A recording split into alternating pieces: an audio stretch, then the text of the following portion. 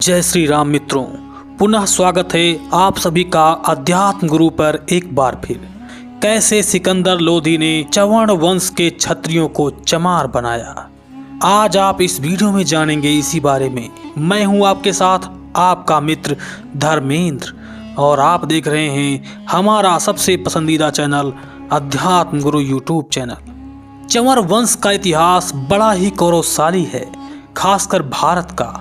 आप इसमें जितना ही डूबेंगे उतना ही आपको मजा आएगा। आइए इस झलक को देखते हैं और अब जानते हैं चमार एवं खटिक जात की गौरवशाली इतिहास के बारे में। 1489 और 1517 के शासन काल से पहले भारतीय इतिहास में चमार नाम की किसी जाति का उल्लेख नहीं मिलता था। आज हम चमार जाति से संबोधित करते हैं और जिनके साथ छुआछूत का व्यवहार करते हैं, दरअसल वो वीर चंवर वंश के क्षत्रिय हैं, जिन्हें सिकंदर लोधी ने चमार घोषित करके अपमानित करने की चेष्टा की। भारत के सबसे विश्वसनीय इतिहास लेखकों में से एक विद्वान कर्नल डाट को माना जाता है, जिन्होंने अपनी पुस्तक द हिस्ट्री ऑफ राजस्थान में चंवर वंश के बारे में विस्तार से लिखा है। प्रख्यात लेखक डॉक्टर विजय सोनकर शास्त्री जी ने भी गहन शोध करने के बाद इनके स्वर्णिम अतीत को विस्तार से बताने वाली पुस्तक हिंदू चर्ममारी जाति एक स्वर्णिम गौरवशाली राजवंशीय इतिहास लिखी है।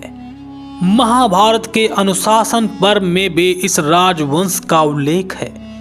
डॉक्टर शास्त्री के अनुसार प्राचीन काल में न तो चमार कोई शब्द था और न ही इस नाम की कोई जाति ही थी। अर्बनाइजेशन की लेखिका डॉक्टर हमीदा खातून लिखती हैं, मध्यकालीन इस्लामी शासन से पूर्व भारत में चर्म एवं सफाई कर्म के लिए किसी विशेष जाति का एक भी उल्लेख नहीं मिलता है। हिंदू चमड़े को निषिद्ध व हेय समझते थे, लेकिन भारत में मुस्लिम शासकों ने आने के बाद इसके उत्पादन के भारी प्रयास किए गए थे। डॉक्टर विजय सोनकर शास्त्री के अनुसार तुर्क आक्रमणकारियों के काल में चंवर राजवंश का शासन भारत के पश्चिमी भाग में था और इसके प्रतापी राजा चंवर सेन थे। इस क्षत्रिय वंश के राज परिवार का वैवाहिक संबंध बप्पा रावल वंश के साथ था।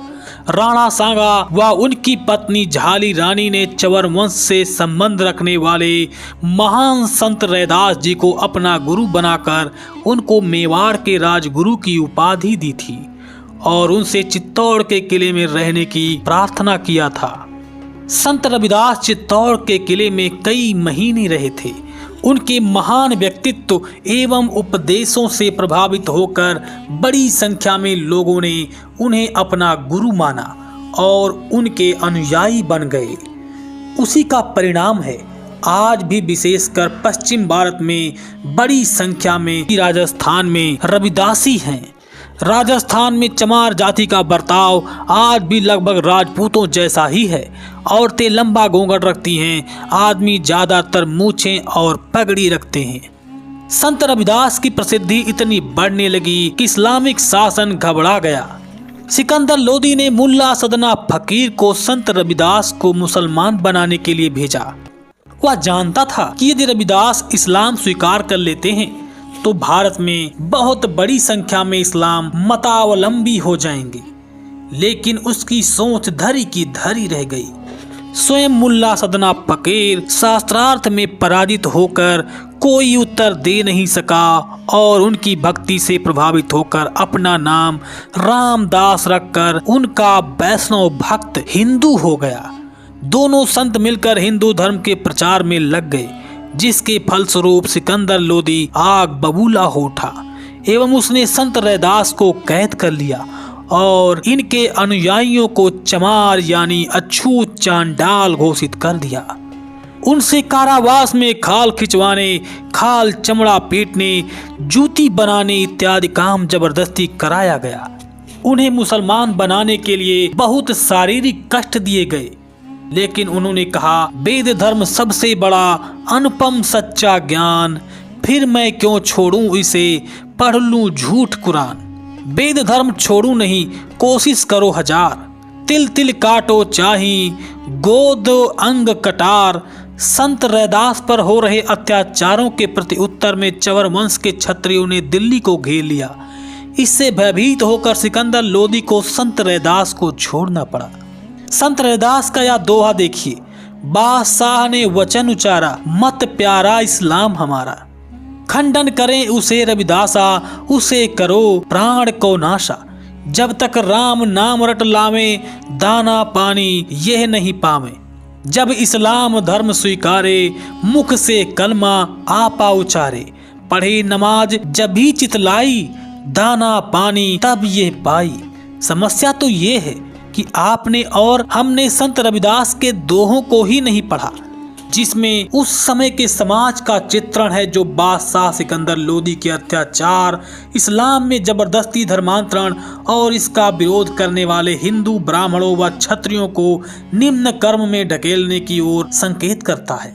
चवर वंश के वीर क्षत्रिय जिन्हें सिकंदर लोदी ने चमार बनाया और हमारे आपके हिंदू पुरखों ने उन्हें अछूत बनाकर इस्लामी बर्बरता का हाथ मजबूत किया। इस समाज ने पददलित और अपमानित होना स्वीकार किया, लेकिन विधर्मी होना स्वीकार नहीं किया। आज ये समाज हिंदू धर्म का आधार बनकर खड़ा है। अब आइए जानते हैं खटिक जाति के बारे में। खटिक जाति मूल रूप से वो ब्राह्मण जाति हैं जिनका काम आदिकाल में याज्ञिक पशु बलि देना होता था। आदिकाल में यज्ञ में बकरे की बलि दी जाती थी। संस्कृत में इनके लिए शब्द है खटिक। मध्यकाल में जब क्रूर इस्लामी आक्रांताओं ने हिंदू मंदिरों पर हमला किया तो सबसे पहले खटिक जाति के ब्राह्मणों ने ही उन पर प्रतिकार किया। राजा व उनकी सेना तो बाद में आती थी। मंदिर परिसर में रहने वाले खटिक ही सर्वप्रथम उनका सामना करते थे। तैमूर लंग को दीपालपुर व अजोधन में खटिक योद्धाओं ने ही रोका था और सिकंदर को भारत में प्रवेश से रोकने वाली सेना भी सबसे अधिक खटिक जाति के ही योद्धा थे।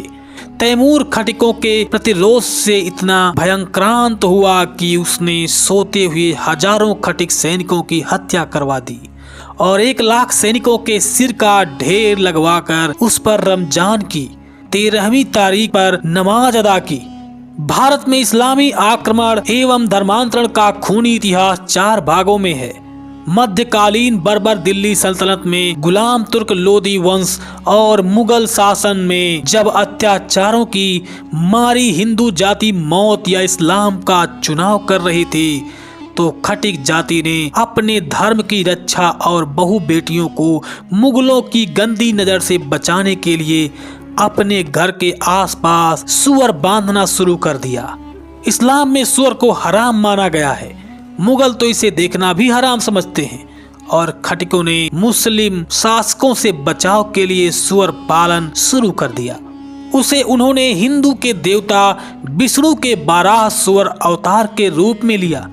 मुस्लिमों की गो हत्या के जवाब में खटिकों ने सुअर का मांस बेचना शुरू कर दिया और धीरे धीरे ये स्थिति आई कि वह अपने ही हिंदू समाज में पददलित होते चले गए।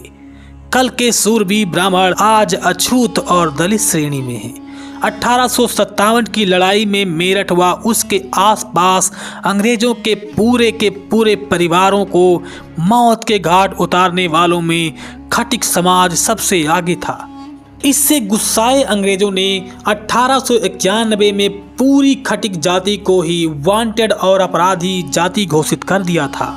जब आप मेरठ से लेकर कानपुर तक 1857 के विद्रोह की दास्तान पढ़ेंगे तो रोंगटे खड़े हो जाएंगे। जैसे को तैसा पर चलते ही खटिक जाति ने न केवल अंग्रेज अधिकारियों बल्कि उनकी पत्नी बच्चों को इस निर्दयता से मारा कि अंग्रेज थर्रा उठे।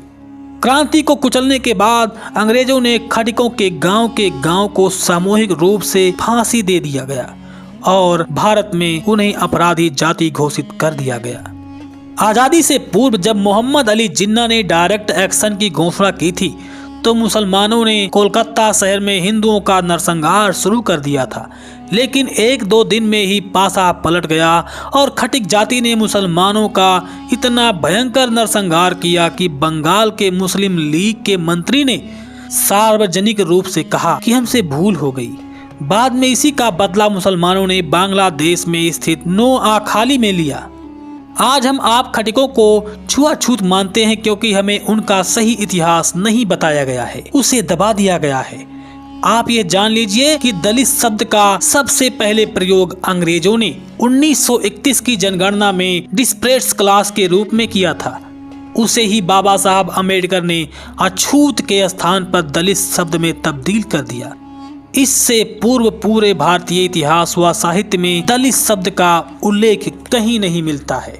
हमने और आपने मुसलमानों के डर से अपना धर्म नहीं छोड़ने वाले, हिंसा और सुअर पालन के जरिए इस्लामी आक्रांताओं को कठोर प्रतिकार करने वाले एक सूरवीर ब्राह्मण खटिक जाति को आज दलित वर्ग में रखकर अछूत की तरह व्यवहार किया है और आज भी कर रहे हैं।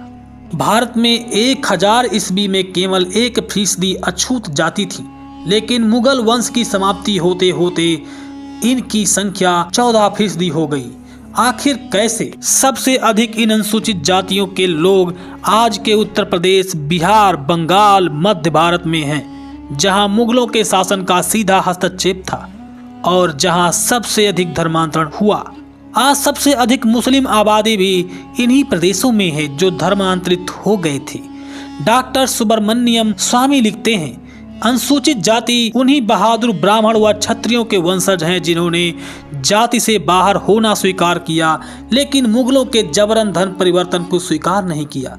आज के हिंदू समाज को उनका शुक्रगुजार होना चाहिए, उन्हें कोटिशाह प्रणाम करना चाहिए, क्योंकि उन लोगों ने हिंदू के भगवा ध्वज को कभी झुकने नहीं दिया, भले ही स्वयं अपमान व दमन झेला। प्रोफेसर शेरिंग ने भी अपनी पुस्तक हिंदू कास्ट एंड टाइप्स में स्पष्ट रूप से लिखा है कि भारत में निम्न जाति के कोई और नहीं बल्कि ब्राह्मण और क्षत्रिय ही हैं। स्टेनले राइस ने अपनी पुस्तक Hindu custom and their origins में ये भी लिखा है कि अछूत मानी जाने वाली प्रजातियों में प्रायः वे बहादुर जातियां भी हैं जो मुगलों से हारी तथा उन्हें अपमानित करने के लिए मुसलमानों ने अपने मनमाने काम करवाए।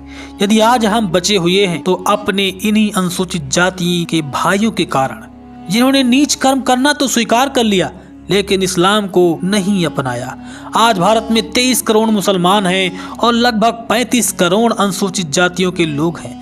जरा सोचिए, इन लोगों ने भी मुगल अत्याचारों के आगे हार मान ली होती और मुसलमान बन गए होते तो आज भारत में मुस्लिम संख्या 50 करोड़ के पार होती और आज भारत एक मुस्लिम राष्ट्र बन चुका होता और इराक, सीरिया, सोमालिया, पाकिस्तान और अफगानिस्तान आदि देशों की तरह बम धमाके, मार काट और खून खराबे का माहौल होता। हम हिंदू या तो मार डाले जाते और या फिर धर्मांतरित कर दिए जाते या फिर हमें काफिर के रूप में अत्यंत ही गलीज जिंदगी मिलती। धन्य है हमारे ये भाई जिन्होंने पीढ़ी दर पीढ़ी अत्याचार और अपमान सहकर भी हिंदुत्व का गौरव बचाए रखा और स्वयं अपमानित और गरीब रहकर भी हर प्रकार से भारतवासियों की सेवा की। हमारे अनुसूचित जाति के भाइयों को पूरे देश का सलाम। दोस्तों, अगर यह वीडियो पसंद आया हो तो इस वीडियो को लाइक और अपने मित्रों को शेयर भी करें ताकि जिन लोगों को इनके बारे में जानकारी नहीं है और गलत भ्रांति, गलत सोच रखते हैं, वो इनके सामने नतमस्तक होकर इनको प्रणाम करें। लेते हैं आपसे इजाज़त, मिलेंगे फिर ऐसे ही एक खास जानकारी के साथ। तब तक के लिए जय हिंद, जय सनातन।